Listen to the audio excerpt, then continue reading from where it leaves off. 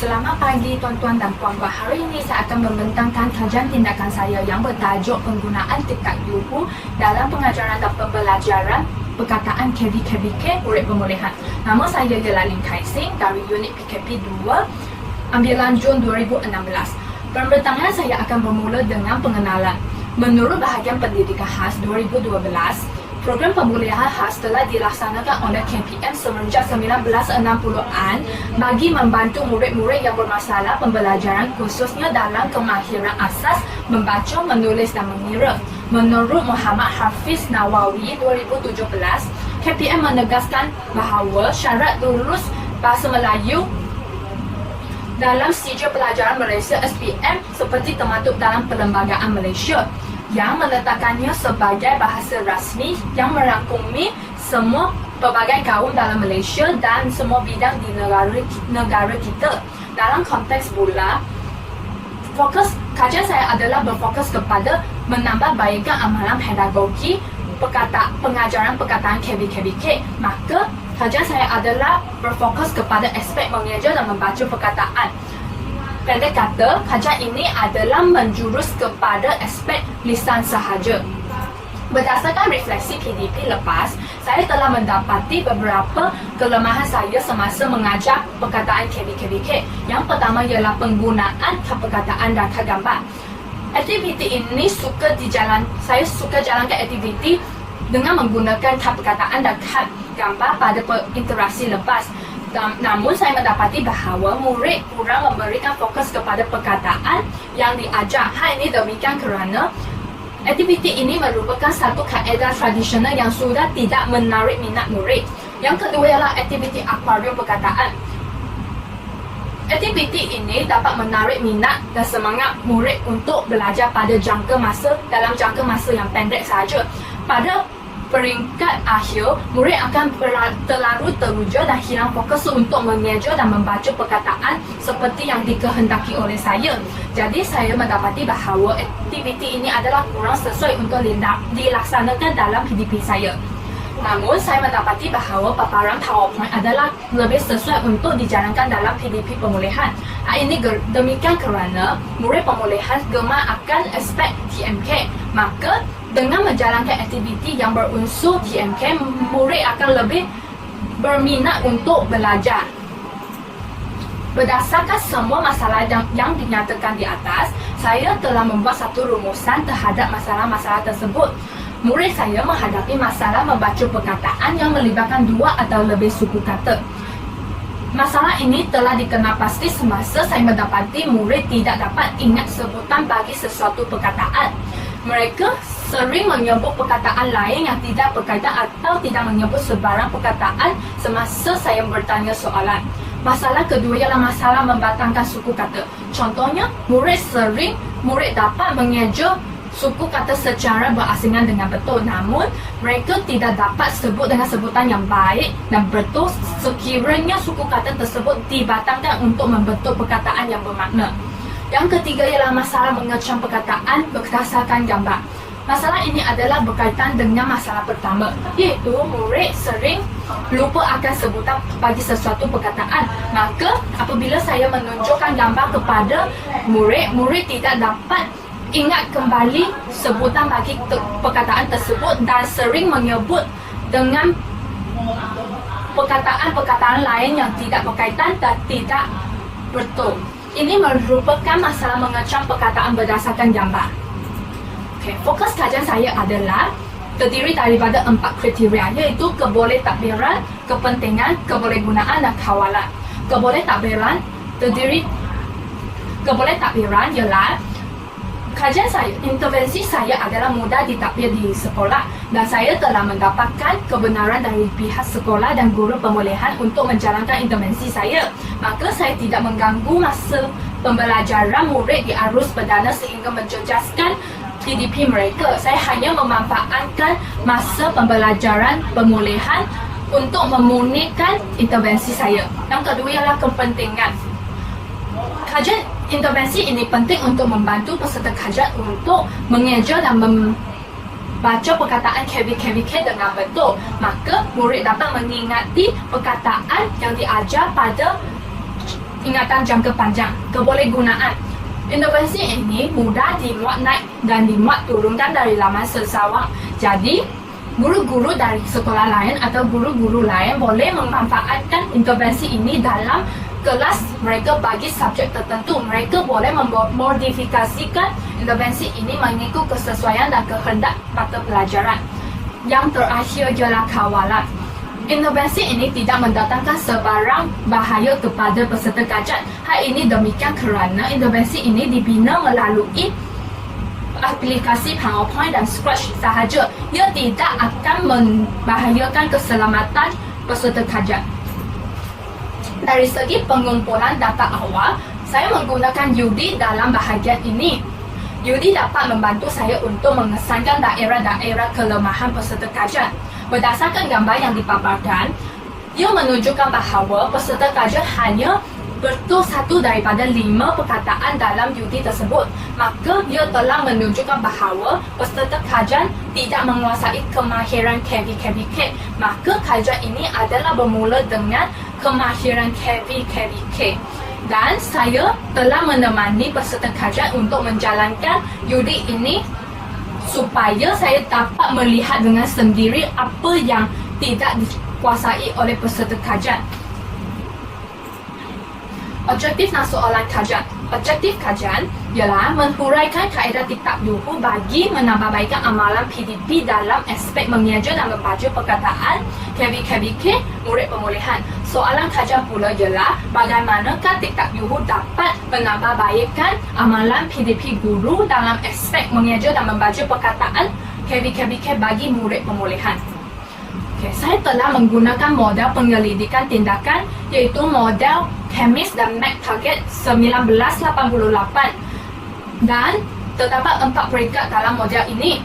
Yang pertama ialah mereflect. Saya telah mengenal pasti masalah murid tersebut melalui UD yang dijalankan. Jadi setelah saya mengenal pasti murid tersebut mengalami masalah dalam menguasai kemahiran KV-KVK, maka saya merancang untuk mengadakan satu intervensi iaitu intervensi Kitab Yuhu untuk membantu murid menguasai kemahiran mengajar dan membaca perkataan KV-KVK. Seterusnya saya bertindak. Langkah 1 ialah saya menggunakan paparan PowerPoint untuk menjalankan intervensi saya.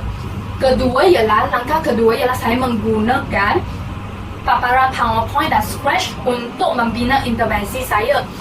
Maksudnya, intervensi ini hanya melibatkan 2 langkah dan 3 aktiviti dengan menggunakan paparan PowerPoint dan Scratch. Yang terakhir ialah memerhati. Saya menggunakan 3 kaedah mengumpul data iaitu analisis dokumen, pemerhatian dan kemubuan untuk mengumpul data dan menganalisis data.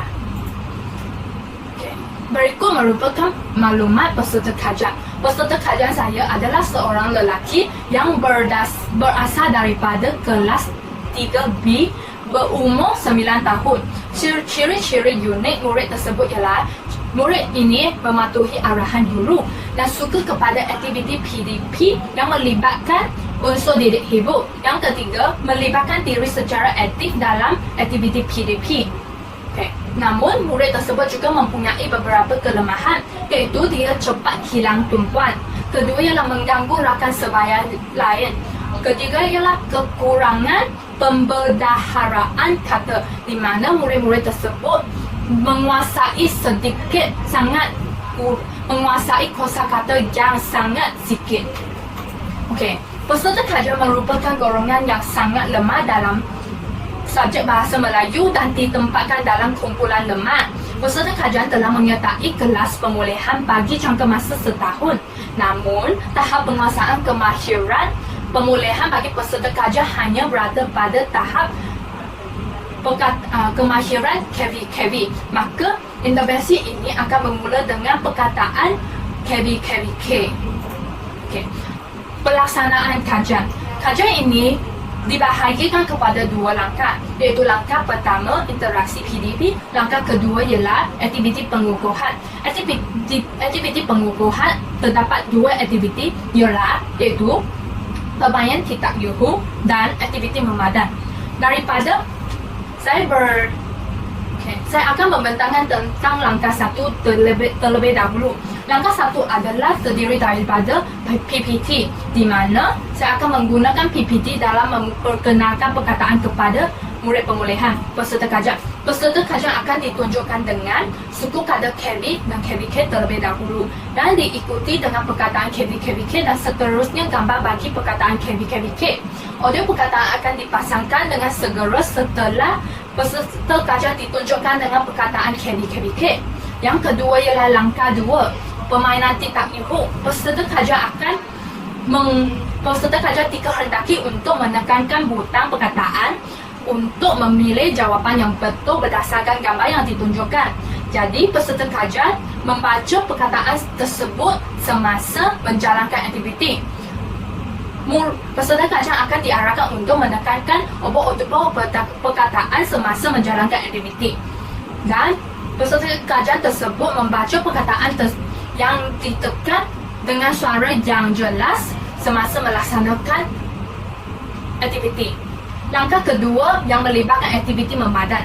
Peserta kajian menelitikan gambar terlebih dahulu dan peserta kajian menekankan butang perkataan bagi memadankan perkataan dengan gambar. Ini merupakan 3 aktiviti yang dijalankan oleh saya dalam kajian tindakan. Saya telah menggunakan 3 kaedah untuk mengumpul data, iaitu pemerhatian, pemubuhan dan analisis dokumen. Instrumen data bagi pemerhatian ialah catatan pemerhatian. Bagi temu buah pula ialah transkripsi temu buah dan lembaran kerja bagi analisis dokumen.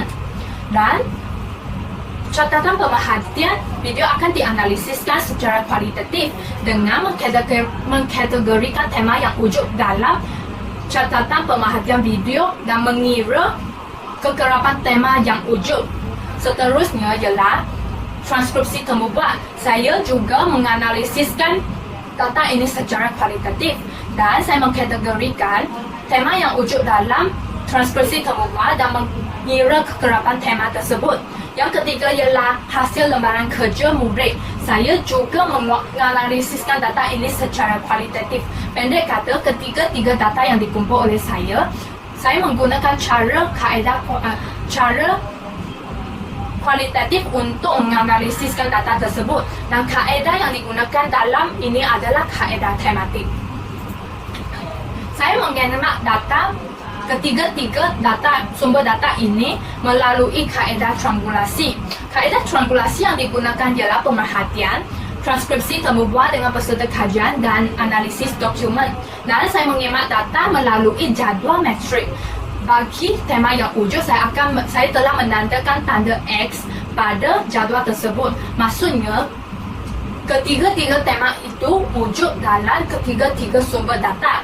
Dan bagaimana triangulasi berlaku ialah, triangulasi berlaku apabila terdapat pengulangan tema dalam ketiga-tiga data yang dikumpul. Tema yang dapat dikenal pasti ialah tema mengeja dan membaca perkataan, tema mengecam perkataan, tema memadankan perkataan dengan gambar. Dapatan kajian saya berdasarkan data-data yang telah ditriangulasikan, iaitu pemerhatian, temu buah dan analisis dokumen. 3 tema dapat dikenal pastikan melalui pelaksanaan intervensi tiktak yuhu. Dalam langkah 1 dan langkah 2 bagi permainan tiktak yuhu, saya telah mengenal pasti 2 tema, iaitu tema mengeja dan membaca perkataan dan tema mengecam perkataan. Bagi langkah kedua, aktiviti memadan, saya telah mengenal pastikan 1 tema, iaitu tema memadankan perkataan dengan gambar. Dalam jadual ini, langkah 1, tema mengeja dan membaca perkataan telah wujud dalam catatan pemerhatian video, iaitu peserta kajian mengeja dan membaca perkataan rumah sebanyak 3 kali. Bagi temu buah pula, saya telah belajar perkataan, saya dapat mengeja perkataan, juga dapat menunjukkan kewujudan tema ini. Bagi tema mengecam perkataan dalam catatan pemerhatian video, peserta kajian diminta untuk mengecam perkataan bagi setiap gambar. Dalam lampiran C juga, bagi temu buah pula, diedah dapur. Ini dapur telah menunjukkan bahawa murid dapat mengecam perkataan dengan tepat yang dapat menunjukkan kewujudan tema ini. Dalam langkah 2 pula, permainan tingkat yuhu, tema mengeja dan membaca perkataan juga wujud, di mana peserta kajian mengeja dan membaca perkataan rumah, datuk, nenek dan pokok dengan sebutan yang betul dalam catatan pemerhatian video. Dalam temu bual pula, cikgu juga suruh saya mengeja dan membaca perkataan, juga telah menunjukkan kewujudan tema ini. Tema mengecam perkataan pula, dalam catatan pemerhatian video, peserta kajian mengecam dan membaca perkataan, minta maaf. Peserta kajian mengecam dan menekankan butang perkataan dengan cepat sambil membaca perkataan KBKBK dengan bimbingan saya telah menunjukkan kewujudan tema mengecam perkataan. Dalam temu bual, saya menekankan butang perkataan berdasarkan gambar telah menunjukkan tema mengecam perkataan. Bagi langkah terakhir iaitu aktiviti memadan, dalam langkah 2 juga, tema memadankan perkataan dengan gambar. Dalam catatan pemerhatian video, peserta kajian juga berjaya memadankan 4 perkataan peserta kajian berjaya memadankan 4 perkataan dengan gambar secara betul dalam menunjukkan kewujudan tema ini. Ya, saya perlu memadankan perkataan dengan gambar juga telah menunjukkan tema ini. Bukti-bukti lain yang menunjukkan kewujudan tema ini ialah analisis dokumen. Tema mengeja dan membaca perkataan dengan betul telah ditunjukkan dalam lembaran kerja murid pemulihan peserta kajian. Tindakan 1 dan tindakan 2 telah menunjukkan peserta kajian telah menguasai perkataan dari segi tema mengeja dan membaca perkataan dengan betul. Bagi tema mengecam perkataan pula, murid pemulihan juga dapat menjawab dengan betul sebanyak 4 daripada 5 ke atas dalam tindakan 1 dan tindakan 2 yang telah menunjukkan kewujudan tema ini. Tema memadankan perkataan dengan gambar, peserta kajian juga dapat menguasai tema ini kerana peserta kajian juga dapat menjawab dengan betul 4 daripada 5 ke atas soalan dalam lembaran kerja. Saya telah menggunakan cara memapat data dalam kajian tindakan ini dengan gambar berikut, iaitu dalam langkah 1 dan langkah 2. Dua tema yang wujud ialah tema mengeja dan membaca perkataan dengan betul dan tema mengecam perkataan. Manakala langkah 3 iaitu dalam langkah 2 juga aktiviti memadan ialah tema memadankan perkataan dengan gambar. Maka terdapat 3 tema yang wujud dalam kajian tindakan saya. Refleksi. Berdasarkan aspek kekuatan tindakan 1, saya mendapati bahawa peserta kajian menunjukkan minat terhadap intervensi tingkat yuhu. Peserta kajian dapat menumpukan tumpuan terhadap audio perkataan dengan mengajuk perkataan KBKBK. Kelemahan ialah peserta kajian terlalu teruja dan asyik menyentuh komputer riba saya tanpa mendengar arahan. Kurang memahami arahan yang diberikan berkenaan cara pengendalian permainan tingkat yuhu. Maka cadangan penambahbaikan ialah sabar dan memberi penjelasan yang lebih teliti terhadap peserta kajian berkenali cara pengendalian permainan tingkat yuhu. Bagi tindakan 2 pula, saya hanya dapat mengenal pasti kekuatan sahaja, iaitu peserta kajian kelihatan lebih bersemangat berbanding dengan pengajaran lepas, dapat menempatkan peserta kajian di tempat yang lebih selesa, dan ketiga ialah mengurangkan bimbingan yang diberikan kepada peserta kajian. Cadangan ialah saya seharusnya memperluaskan penggunaan tingkat yuhu dalam pengajaran kemahiran pemulihan lain. Maksudnya saya perlu mengintegrasikan intervensi ini dalam kemahiran pemulihan lain supaya murid dapat mempelajari sesuatu yang baru berpandukan intervensi ini. Yang kedua ialah mengadakan sudut komputer dalam bilik pemulihan. Maksudnya saya boleh memohon dengan pihak sekolah supaya mengadakan beberapa buah komputer riba dalam bilik pemulihan untuk murid belajar berpandukan intervensi ini bagi tujuan mengekalkan tumpuan murid terhadap PDP. Yang ketiga ialah intervensi tingkat yuhu juga boleh dilaksanakan pada kelas lain dengan bimbingan guru mata pelajaran masing-masing. Maksudnya intervensi ini boleh dimodifikasikan oleh guru mata pelajaran masing-masing untuk dimanfaatkan terhadap kelas arus berdana dengan murid-murid arus perdana. Ini merupakan rujukan